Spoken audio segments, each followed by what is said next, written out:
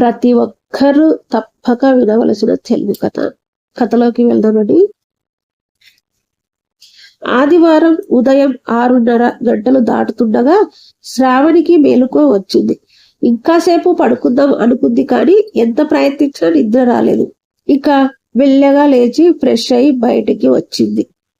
హాల్లో సోఫాలో కూర్చుని కాఫీ తాగుతూ కబుర్లు చెప్పుకుంటున్న అత్తామామలు ఒకసారి ఆమె వైపు చూసి చిన్నగా నవ్వి మళ్ళీ మాటల్లో పడ్డారు. 6:30 కాదు, 9:30 దాటాక లేచిన వాళ్ళ రియాక్షన్ ఇదే ఉంటుందని తెలుసు శ్రావణికి. వంటింట్లోకి వచ్చి చూస్తే అమర్ పెసరట్లు వేస్తూ కనిపించాడు. హాట్ ప్యాక్ లో పెసరట్టు వేయడానికి ఇటు తిరిగి అతను శ్రావణ్ని చూస్తుండే చిరునవ్వుతో గుడ్ మార్నింగ్, కాఫీ అన్నాడు. అవునన్నట్టు తల ఊపింది శ్రావణి. ఒక్క నిమిషం అని పెన్ను స్టవ్ మించి దించి చట్నీ గిన్నె హాట్ ప్యాక్ తీసుకొని ఇప్పుడు కాఫీ కలుపుకొని డైనింగ్ రూమ్ లోకి వెళ్ళిపోయాడు. శ్రావణి ముభావంగా ఉండిపోయింది. తర్వాత కాఫీ కలుపుకొని కప్పు తీసుకుని బాల్కనీలోకి వచ్చి నిలబడింది. లోపల శబ్దాలు విని అమర్ లంచ్ కోసం కూరగాయలు తరుగుతున్నాడనమాట అనుకుంది. అత్తారింట్లో తనకి ఎలాంటి రిస్ట్రిక్షన్ లేవు. వంట పని, ఇంటి పని తనే చేయాలని లేదు. ఉద్యోగం చెయ్యి లేదా చేయకు అనేవారు లేరు. ఇలా ఉండు అలా ఉండు అని ఆజ్ఞాపించేవారు లేరు. తనకి సంపూర్ణమైన స్వేచ్ఛ ఉంది. అయినా ఎందుకు ఈ అసంతృప్తి? తను కోరుకున్నది ఇలాంటి జీవితమే కదా. అసలు తన ఆలోచనలో తప్పు ఉందా? ఎంతో ఆలోచించాకనే కదా ఈ నిర్ణయం తీసుకుంది తను అనుకుంటూ నిట్టూర్చింది. శ్రావణిది ఉమ్మడి కుటుంబం. ఆస్తిపరులు కాకపోయినా మంచి పేరు మాత్రం లోటు లేదు. ముఖ్యంగా శ్రావణి తల్లి శారద గారి గురించి బంధువులందరూ మంచిగా చెప్పారు. ఈ సంబంధం వచ్చినప్పుడు అమర్ తల్లిదండ్రులు నరసింహం, సుశీల కుటుంబం ఎలాంటిది, అమ్మాయికి అబ్బాయికి ఇష్టమేనా అని మాత్రమే ఆలోచించారు. శ్రావణి పెళ్లికి ముందే అమర్తో నేను ఎంతో ఇష్టంతో ఈ ఉద్యోగంలో చేరాను. నా జీవితం నాకు నచ్చినట్లు గడపాలి అనుకుంటున్నాను. మిమ్మల్ని, మీ కుటుంబాన్ని గౌరవిస్తాను. అలాగే మీరు కూడా నన్ను తప్పకుండా తక్కువగా చూడరని అనుకుంటున్నాను అంది. అమర్కి శ్రావణి అలా చెప్పడం నచ్చింది. అతని ఇంట్లో కూడా ఎదుటి వారి మీద పెత్తనం చేయడం ఎవరికి ఇష్టం లేదు. పెళ్లి చక్కగా జరిగింది. శ్రావణి అత్తారింటికి వచ్చింది. 1 రోజులకే అత్తామామలకి కోడలి ప్రవర్తన కాస్త ఇబ్బందిగా మారింది. అలా అని శ్రావణి వాళ్ళనేమీ అనేది కాదు. కానీ ఏదో దూరం. తనకి కూర నచ్చకపోతే మళ్ళీ ఇంకో రకం చేసుకునేది. పోనీ నాకు పలానా ఇష్టం అని చెబితే అలాగే చేద్దాం అనుకుంటే అలా కూడా చెప్పేది కాదు. మొహమాట పడుతుంది అనుకుని అమర్, శ్రావణి రోజు మనిద్దరం కలిసి వంట చేద్దామా, నీతో గడిపినట్లు ఉంటుంది అంటే సరేనంది శ్రావణి. కానీ అన్ని విషయాల్లో ఇంతే. ఏదైనా చెప్పబోతే నాకు అలవాటు లేదు అనో, ఇష్టం లేదు అనో ముక్తసరిగా చెప్పేది. కొత్త కదా అని వాళ్ళే కలుద్దాం అనుకున్నారు. కుదిరేది కాదు. కనీసం ఆమె ఇబ్బంది ఏంటో తెలుసుకుందామని అనుకున్నా శ్రావణి అవకాశం ఇచ్చేది కాదు. ఒకరోజు ఇంటికి బంధువులు వచ్చారు. శ్రావణి పనుందంటూ రూమ్లోంచి బయటకి రాలేదు. వాళ్లకు మర్యాదలు అన్ని సుశీలే చూసుకుంది. కోడల్ని చూడాలనే వచ్చాము కానీ అవ్వలేదు అంటూ వెళ్ళారు వాళ్ళు. ఆ మాటలకు అమర్ బాధపడ్డాడు. అసలు శ్రావణి ఎందుకు ఇలా చేస్తుంది అనుకుని గదిలోకి వెళ్ళి ఆమెనే నేరుగా అడిగేశాడు. ఎందుకు రావడం? మర్యాదలు జరిపించుకొని మళ్ళీ నాకు వాళ్ళు వంకలు పెట్టడానికా అంది శ్రావణి. ఆ మాటకి అమర్ చిరాగ్గా, అసలు వాళ్ళతో ఒక మాటైనా మాట్లాడకుండా వంకలు పెడతారని ఎలా అంటావు? ఇప్పుడు మాత్రం నీ గురించి ఏం అనుకోరా? వచ్చి పలకరిస్తే నీ తప్పు ఉండేది కాదు. ఇప్పుడు నువ్వే వాళ్ళకి అవకాశం ఇచ్చావు అన్నాడు. నాకు ఇష్టం లేదంటే అర్థం చేసుకోరే. ఇంకేం అర్థం చేసుకోవాలి? అర్థం చేసుకోవడం అనేది 2 వైపులా ఉండాలి. మీ అమ్మగారు చూడు, అందరినీ కలుపుకుని ఎలా ఉంటున్నారు. నువ్వు అసలు ఈ ఇంట్లో మనిషిలా ఉంటున్నావా అన్నాడు కోపంగా. ఆ మాటతో శ్రావణి ఆవేశంగా, ఓహో అర్థమైంది, నేను మీకు సేవలు చేయడం లేదనేగా. మీకు కావాల్సింది మీరు మీ వాళ్ళు చెప్పినట్లు నడిచే ఒక రోబో అంతే అని గెస్ట్ రూమ్లోకి వెళ్ళి తలుపేసుకుంది. అంత అర్థం లేకుండా మాట్లాడుతున్న భార్యకి ఎలా నచ్చ చెప్పాలో తెలియదు అమర్కి. పడుకుందన్న మాటే కానీ మర్నాడు ఏం గొడవ అవుతుందో అని భయంగానే ఉంది శ్రావణికి. తను కావాలని అలా అనలేదు. అమర్ అలా అనుకునే మనిషి కాదు అని తెలుసు. కానీ అతని గెలవనివ్వకూడదు అని ఆవేశంలో అలా అనేసింది. కానీ మర్నాడు ఎవరు ఏం అనలేదు. కానీ అప్పటి నుంచి తనేం చేసినా ఎలా ఉన్నా పట్టించుకోవడం లేదు.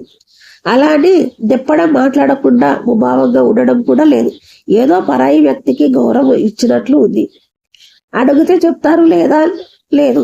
అప్పటి నుంచే శ్రావణికి ఈ బాధ. నిన్ను ఏమైనా తిడుతున్నారా, కొడుతున్నారా, వాళ్ళు నోరు మూసుకుని ఉంటే నీకేం బాధ అంటారు ఎవరికైనా చెప్పినా అనుకునేది శ్రావణి. పెళ్ళైన 3 నెలల తర్వాత ఇంటికి వచ్చిన తల్లిని చూడగానే చిన్నపిల్లలా అయిపోయింది శ్రావణి. ఏంటమ్మా ఈ సర్ప్రైజ్ అంటూ తల్లిని చుట్టుకుపోయింది.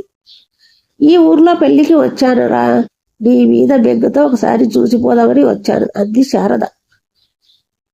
ఆవిడ వచ్చిన 2 రోజుల్లోనే ఆ ఇంటి అత్తమామలు శ్రావణి అంటీ ముట్టనట్లు ఉంటున్నారని అర్థమైంది. పైగా అమరు కూడా శ్రావణికి చనువుగా ఏం చెప్పలేకపోతున్నాడు. మర్నాడు సాయంత్రం తెలిసిన వాళ్ళ ఇంట్లో ఫంక్షన్ ఉంటే అమర్ అతని తల్లిదండ్రులు వెళ్లారు. అమర్ తల్లి సుశీల శ్రావణి తల్లిని పిలిచింది. కానీ నీరసంగా ఉంది, రాలేనంది. తనని పిలిచిన సుశీల కోడలు పిలవకపోతే చిత్రంగా అనిపించి శారదకి వాళ్ళు వెళ్ళాక ఆవిడ శ్రావణితో, నువ్వు కూడా వెళ్లాల్సింది, మీ ఆయన బాధపడతారు అంది. అంత లేదు, అలా ఏం అనుకోరు అంది శ్రావణి. ఏమా అలా అంటావు? మనసులో ఏదైనా బాధ ఉంటే నాకు చెప్పు తల్లి అంది శారద. ఆ మాటతో శ్రావణి జరిగిందంతా చెప్పింది.